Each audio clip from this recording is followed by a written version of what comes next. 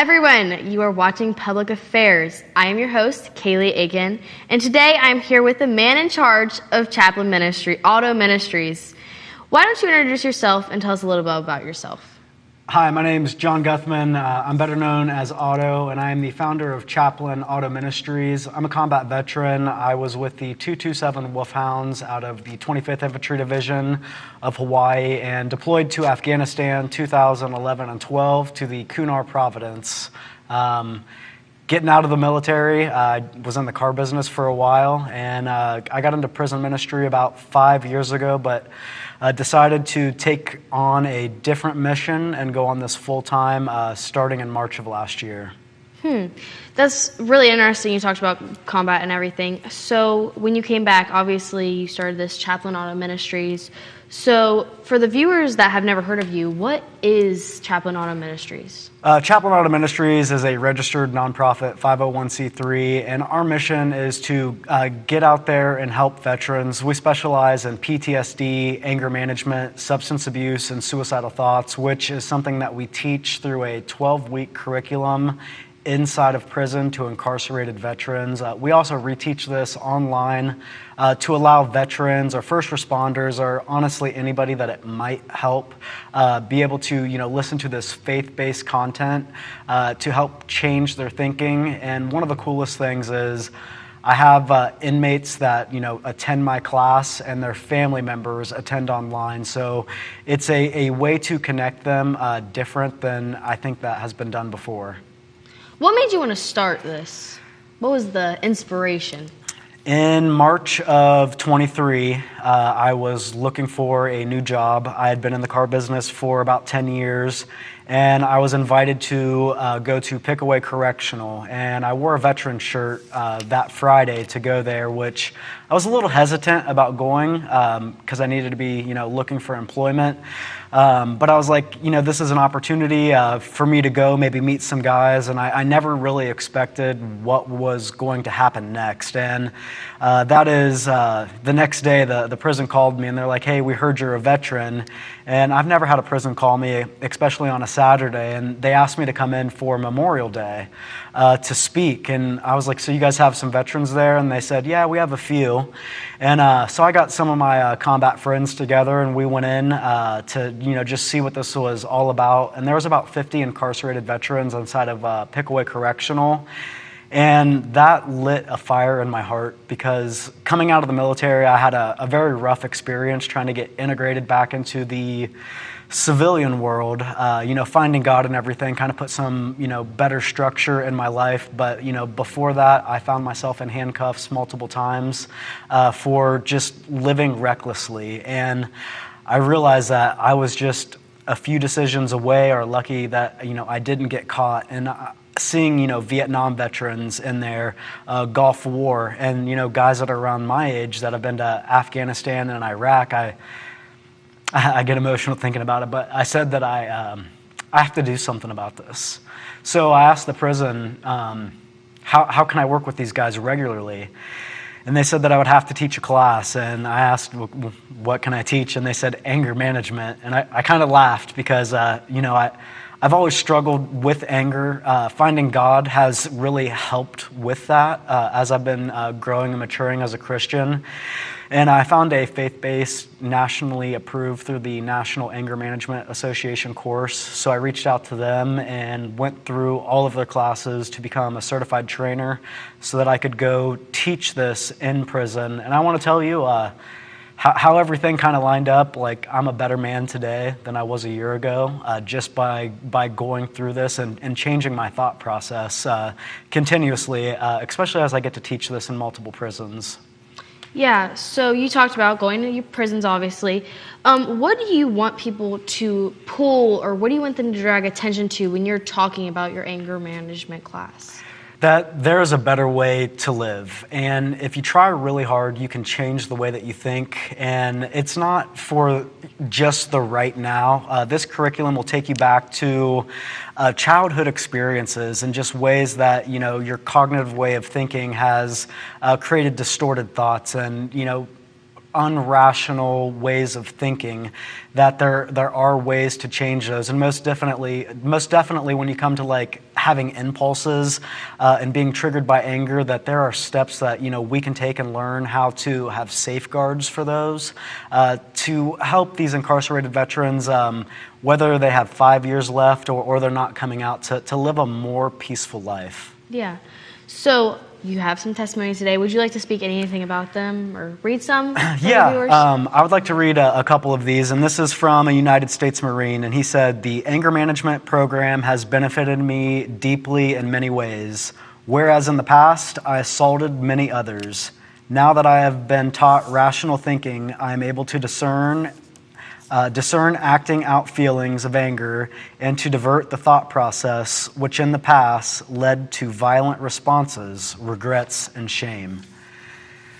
This is an Army veteran, and he says, "This program has been one of the best I've been able to take in over 50 years. So he's been incarcerated for 50 years, and he said, this has helped me very much. It has helped me learn not to get angry by teaching me to think of ways to change the way I think and to help me find ways to keep anger out of my mind when I do get upset over something that happened while being in prison. It's not easy for me at times, but this program works very well for me." And the last one that I'll share is from a U.S. Navy veteran. And he says, "This program has taught me a lot about controlling and managing my anger. The instructor was very insightful, and what I found to be profound is learning about the many faces of anger and how to deal with rage. I never really knew just how powerful anger really is, yet this course has educated me on how anger has been detrimental to my life. Importantly, I have realized from taking this course the importance of fighting impulsivity when I get angry. Being able to pause and not react when angry can change the outcome significantly. This course has made a difference in how I perceive anger, and I believe it is necessary to continue this course for others who follow. We reside in such a negative and unpredictable environment, and I can now say that having PTSD and anger issues, I now have tools to utilize when I get angry. This course has really helped me, and is paramount that this course presents all the evidence to be effective." And they were writing this to the state board for the Ohio Corrections Departments to let them know how much this course and curriculum and time of veterans being together changed their day-to-day activities and the way that they think. Yeah, I think that's very inspirational, just because it's like one thing can change so much, and this course did that for them. My next question is to you. What made you want to bring them three out? Why not any of the others? Why those three specifically? It was really hard to choose, and with the time limits that we have right now, I have 15 from my first graduating class, and if I had time, I'd read every single one of them. Mm-hmm. I just picked the three off of the top, but the rest of them follow in suit with that, and just very personal to see the change, you know what I mean? So I didn't pick these in any particular order. I brought a stack today, but that's what the draw of the card was. So yeah, it's just this class is so much for everybody that you can't really choose. So now that we've talked about the ministry and what you've done for the prisons, what are some past events that you guys have done as Chaplain Otto Ministries? So past events that we have done are bike blessings, and what a bike blessing is churches will bring out motorcycle riders. I am a big-time motorcycle rider, and that gives us the opportunity to pray for riders that maybe don't go to church or had a misrepresentation of, what a Christian is supposed to be, and it gives us the opportunity to teach them and show them relationship versus religion. So we have a lot of outreach, and also online we are teaching our anger management class as well. I do preach at least once a month at the Chapel of Rest in Columbus, Ohio. So we always put that out there as an event just to invite anyone that follows us out that maybe doesn't go to church on a regular basis. Mm-hmm. So you talked about the past events and you preaching in Columbus. So what are some events that you have coming up now? So I'm actually going to be preaching this Sunday, the 28th, at the Chapel of Rest, which I'm really looking forward to that. With motorcycle season coming out and it's getting nicer, we're definitely expecting some bikers to show up. The 18th of May, I will be doing a bike blessing at No Cages Harley-Davidson. The 25th is actually my big event, and we've only been a ministry and doing outreach for a year. So this is May 25th is our first actual event that we are hosting, and I'm expecting more than 500 people to show up to this. And it's called Chaplain Otto's Prison Run, and it is going to take place in between Circleville, Ohio, and Chillicothe.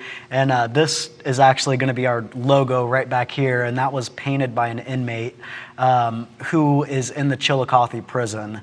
So we're going to have probably more than 500 riders show up to this, and it's Memorial Weekend, and the purpose of this is to remind our incarcerated veterans that they're not forgotten.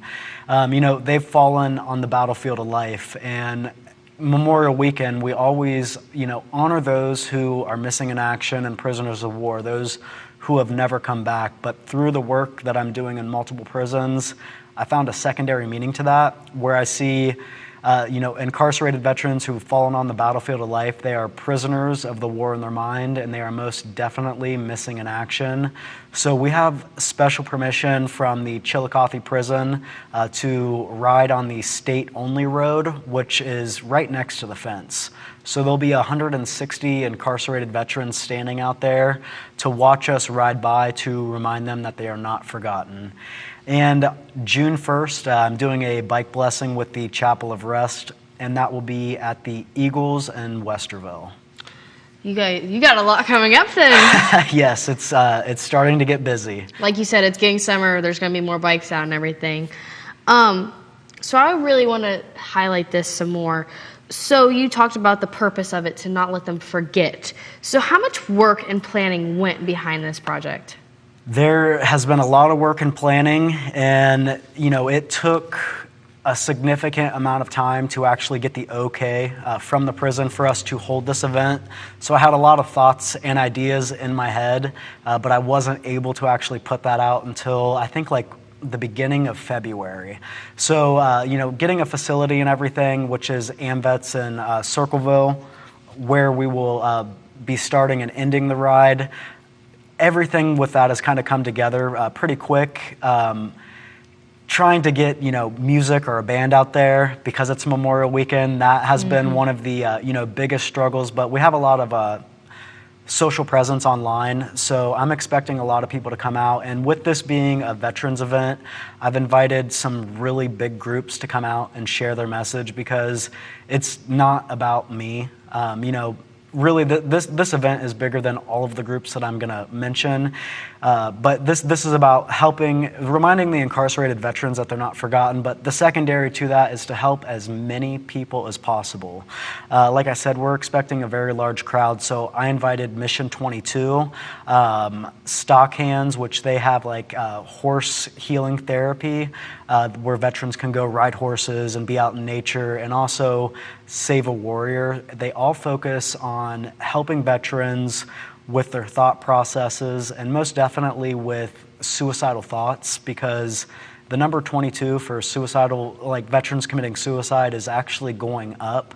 So I wanted to bring out these groups who have such a much further reach and ability to help others than as we currently do just starting out. So bringing them out underneath all one umbrella to just help veterans. So getting them involved, I didn't know what they would say, but when I told them the mission and the purpose, I got a yes right away. So this is, my first event that's going on, and it's starting to get some traction. I've been on the radio, and I don't know, I'm just excited. Yeah, for sure. This is a lot of thought process that you took into this.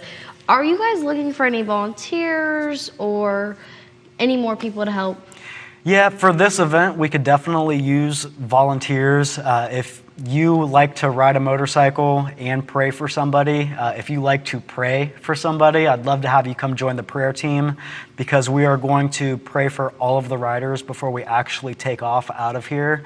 And we could also use help with helping getting people lined up. But I think our biggest need for volunteers is we're getting ready to take on 4 prisons to teach this 12-week anger management course. And I would definitely, if you're a veteran and you're interested in coming in to check this out, I would love to have you, come do a ride along to see what this is about, because eventually I'm going to need some help going behind bars and sharing this anger management curriculum with others. So if they were wanting to volunteer, how would they contact you and go about that? So they could reach out to me through my email, which is on my website. It's chaplainautoministries.com. My email is chaplainauto, that's OTTO, @gmail.com. And send me some information. I definitely will reach out. We'll go get some breakfast, get some coffee, so I can get to know you and make sure that we are both on the same page, because going into these types of environments, I want to make sure that I have the person with the right mind and the right heart to help these veterans, because we have, guys that are in there for different reasons. But being a Christian, I look at it as it's all the same, because I can't judge anybody, you know what I mean? Because there's no different heights in sin. And sometimes, I get that, well, what if they're this? Well, what if they're that? Well, I guess you're not going with me. Those questions honestly really don't come up, but it's something that I safeguard, because what we do is very important, and it is actually changing lives. So I safeguard that very much. So any volunteer that wants to come into prison, I'd love to take you out to coffee. Yeah. So is this open to the public? And if so, do they have to ride if they just want to come and support? So this is open to the public. Anybody can come out to this, especially if you ride a motorcycle. And if you just want to come check out the event and you don't ride a motorcycle, we'd love to have you out there. There's a bunch of information underneath the Prison Run link on our website. And if you're looking to get involved in any way, I'd love to see how we could collaborate to make this maybe a little bit bigger of an event and also help more people.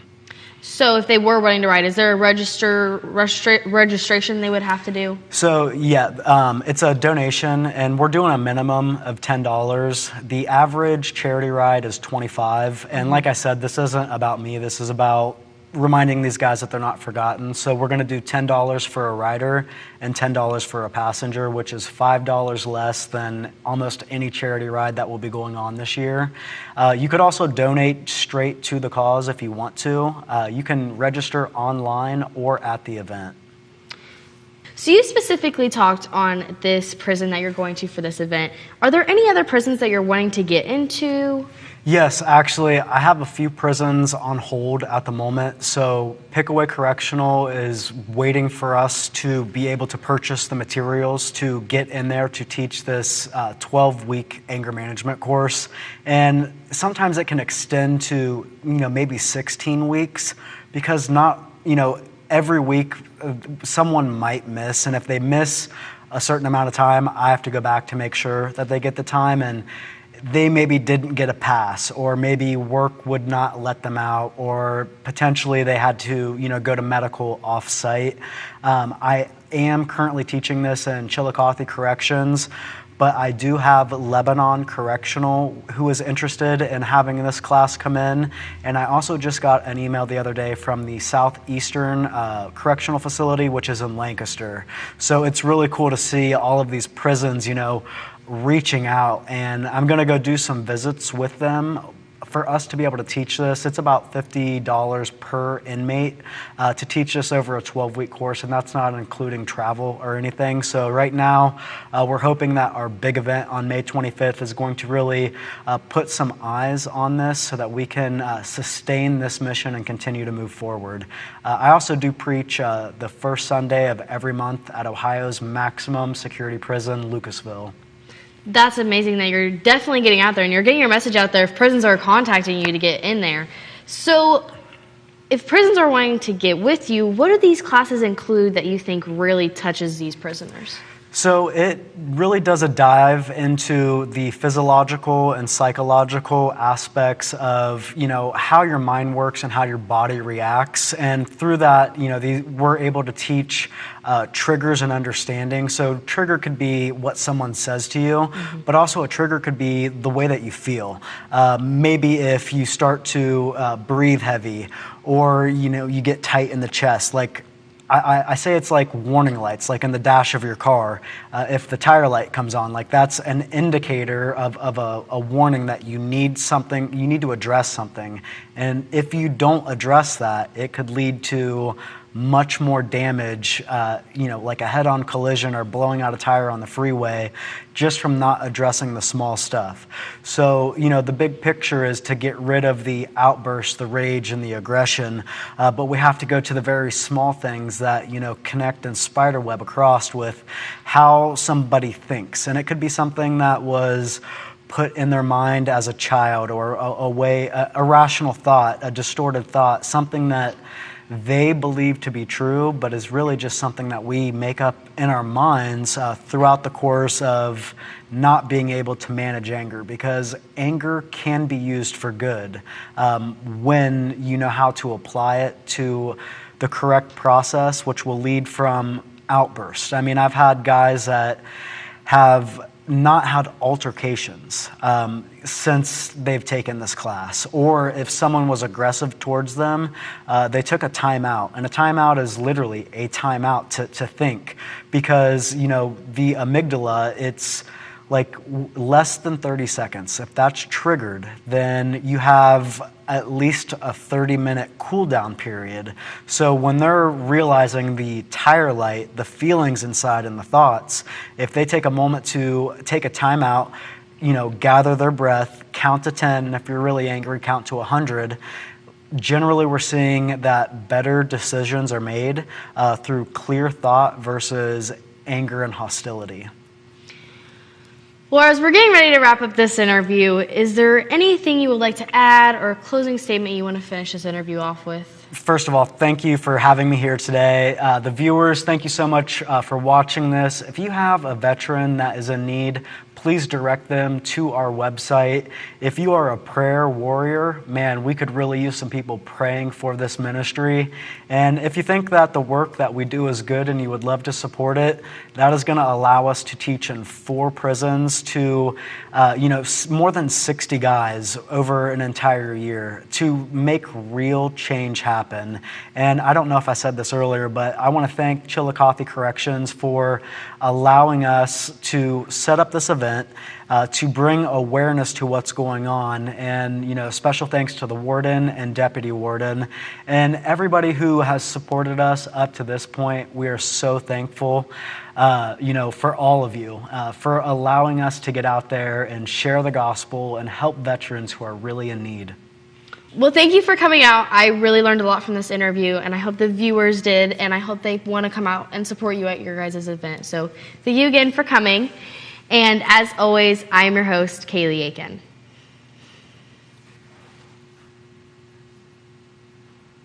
Today I'm here speaking with some Harding sophomores, and today I'm here with Preston King.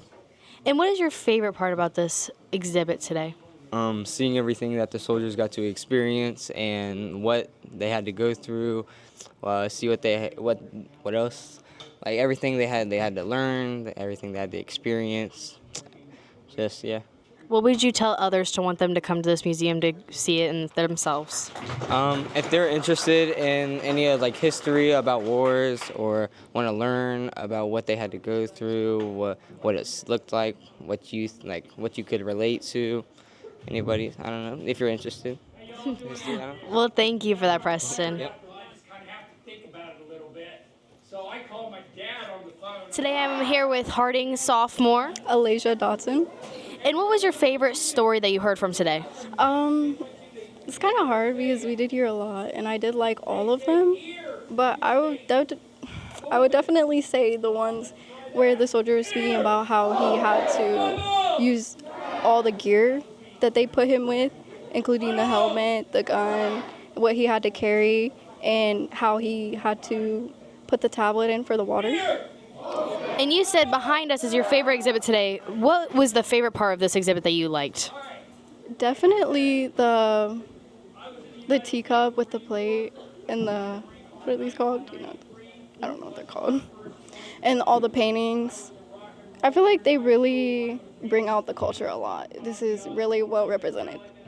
This is a South Vietnam soldier dressed in a U.S. Marine Corps look-alike uniform, which was made in Vietnam. They had several variations of uniforms, but this one woodland uniform was their favorite. He has an American helmet, cartridge belt, and jungle boots. About 90% of their equipment was furnished by the United States. He carries the U.S. M16 with a 30-round banana clip. Without the United States backing, they were no match for the fierce North Vietnamese army.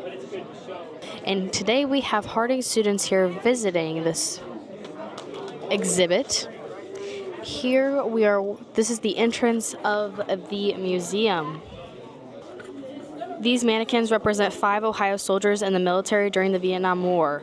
U.S. Army, Alan Walters, U.S. Navy, Mickey Carroll, U.S. Marine, Chuck Van Voores, U.S. Coast Guard, Redmond, and U.S. Air Force, John Topper.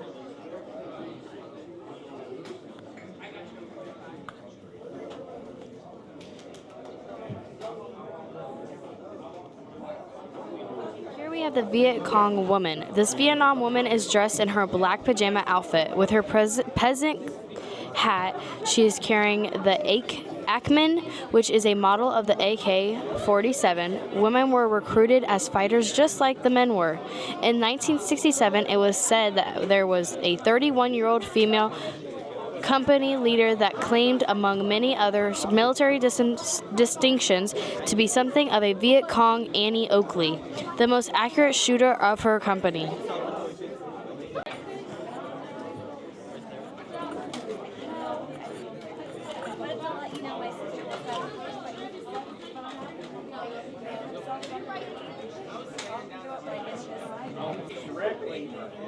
Iraq 2005, 3rd Platoon, 25th Marines.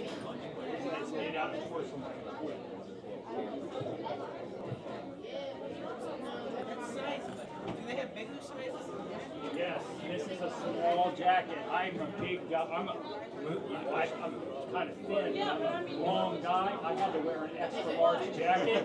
These plate jackets, my jacket weighs 5 pounds more than this per plate. So my jacket weighs 10 pounds more than a guy his size. You'd be in the same boat as me. These guys that have it easy, the 3 of us, we're carrying the heavy. 5 pounds don't seem like that much. Every pound. Today I'm here with Harding sophomore, Chelsea Martinez. and she said that her favorite part of the museum was the Vietnam dolls. Why don't you describe this setting and why you chose it? I really like the dolls because I like the cultural ties it has to it, and I like the meaning that the soldiers would send it to their loved ones, such as their wives, their children, their girlfriends, etc. And it really brings in just like all the cultural and how things change over time. So that's one thing I enjoyed. Well, thank you so much. Here with Harding sophomore, Hope Wheeler. and Hope's favorite part about the museum today was the tent. Why don't you describe the tent and tell them why it was your favorite part? The tent was my favorite part because I got to be able to see what they would like stay in part-time when they're on the move. I liked being able to see that, like how cramped it was, and like being able to see what they were like had to experience then. Well, thank you. And if you want to come see this tent, make sure you guys come on out.